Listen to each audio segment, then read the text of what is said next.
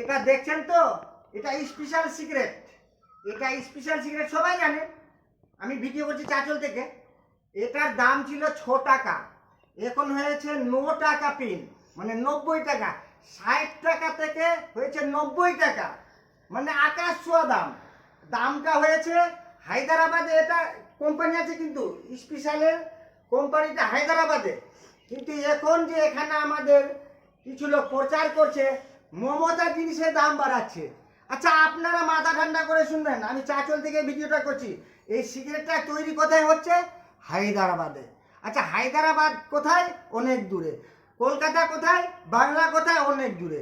তো এটা যদি মমতা দাম বাড়ায়, এটা বলছে না তো হায়দ্রাবাদের সরকার বাড়াইছে। হায়দ্রাবাদ সরকার কে আছে তাকে বলছি।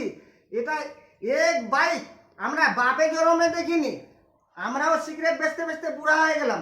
মানে 60 টাকা থেকে 90 টাকা দাম হয়ে গেছে স্পেশাল সিগারেটের দামের। এত দাম বেশি, তো দাম এখন বাড়াইছে। সবাই বলছে বলে মমতা দাম বাড়াচ্ছে। আচ্ছা যদি মমতা দাম বাড়ায় স্পেশাল সিগারেটে, তো ওখানে রাজ্য কার আছে? হায়দ্রাবাদে। ও বাড়িয়েছে, নাম কেন দিচ্ছে? এরা সব মিথ্যাবাদী প্রচার করছে। কেন করছে? আচ্ছা এবার শুনেন, নাসিকের পেঁয়াজ আসবে ভোটের পরে, দাম বেশি হবে নাসিকের পেঁয়াজ।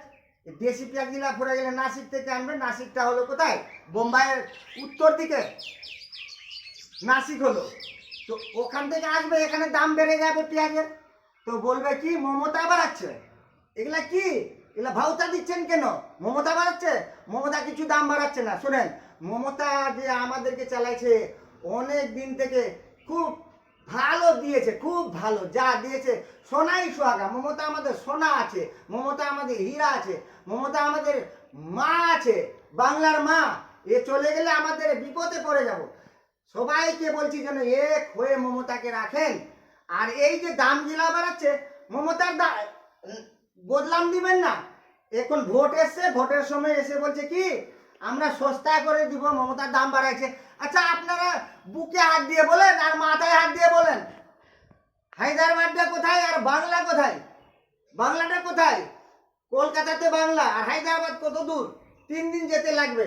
ওখানে দাম বাড়াইছে, মানে 60-এর মাল 90 করেছে। আর এখানে প্রচার করছে কি মমতা থেকে দাম বাড়াই দিয়েছে, মমতা সব জিনিসের দাম। আচ্ছা বলেন, এর আগে যে মুখ্যমন্ত্রী গুলা ছিল ট্যাক্স দিচ্ছিল না? সবাই ট্যাক্স দিচ্ছিল। আচ্ছা মমতা যে আমাদেরকে দিচ্ছে, একটা লোক আমাকে বলছে মমতা যে দিচ্ছে, তো তোমার পকেট থেকে নিয়ে তোমাকেই দিচ্ছে, লাভ কি করছে মমতা? আমি ওই বোকাটাকে বলছি, এই বোকা তুই যে এই কথাটা বলছিস, তো আগে মুখ্যমন্ত্রী ছিল না? আরো তো মুখ্যমন্ত্রী কেউ ছিল, ছিল তো, রেশনে চাল দিচ্ছিল, সুরা পকা লেওয়া যায় না, ভুসরাটি লিবি লেনি তো যা বলছিল। আবার ওই জিনিসটা ঘুরে আনবেন। এখন মমতা দিচ্ছে ভালো চাল, কি খেতে আরাম নরম। আর মমতার দোষ দিচ্ছে, মমতার কোনো দোষ নাই। আচ্ছা আগে যে মুখ্যমন্ত্রী গুলা ছিল, যে পথ করলি ছিল, জল করলি ছিল, রেস্টারি করতে গেলে লিচ্ছিল না, ট্রেনের ভাড়া লিচ্ছিল, সব জিনিসের লিচ্ছিল, তো ওই 1 টাকাও তোমার পকেট থেকে তোমাকে দিচ্ছিল না। আচ্ছা এ 10 টাকা দিচ্ছে, দিচ্ছে তো আমার পকেটটাতেই ঢুকাচ্ছে। আমি খাচ্ছি, কে খাচ্ছে? আমি তো খাচ্ছি, এ খাচ্ছে না, মমতা খাচ্ছে না, আমাকে দিচ্ছে, আমি এ খাচ্ছি। আচ্ছা যাক, বেলে আমার কাছ থেকে নিয়ে দিচ্ছে। এ বোকা, এ বোকা, এ বোকা, তুই যে বলছিস আমার পকেট থেকে, আচ্ছা আমার পকেট থেকে নিয়ে আমাকে দিচ্ছে, আমি খাচ্ছি তো? না আমি খাচ্ছি না, আমি খাচ্ছি। আচ্ছা এর আগে মুখ্যমন্ত্রী গিলা নিয়ে কোথায় রেখেছিল টাকা গিলা?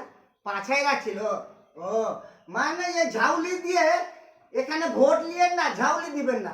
আমরা দেখতে পাচ্ছি আমাদের বয়স হয়ে গেল 60-এর কাছাকাছি, অনেক মুখ্যমন্ত্রী আসলো, হ্যাঁ অনেক মুখ্যমন্ত্রী আসলো, এইভাবে আমাদেরকে হেল্প করেনি। এই ভিডিওটা চাঁচল থেকে দিচ্ছি, ভালো লাগলে কমেন্ট শেয়ার করবেন। হ্যাঁ আসসালামু আলাইকুম, নমস্কার।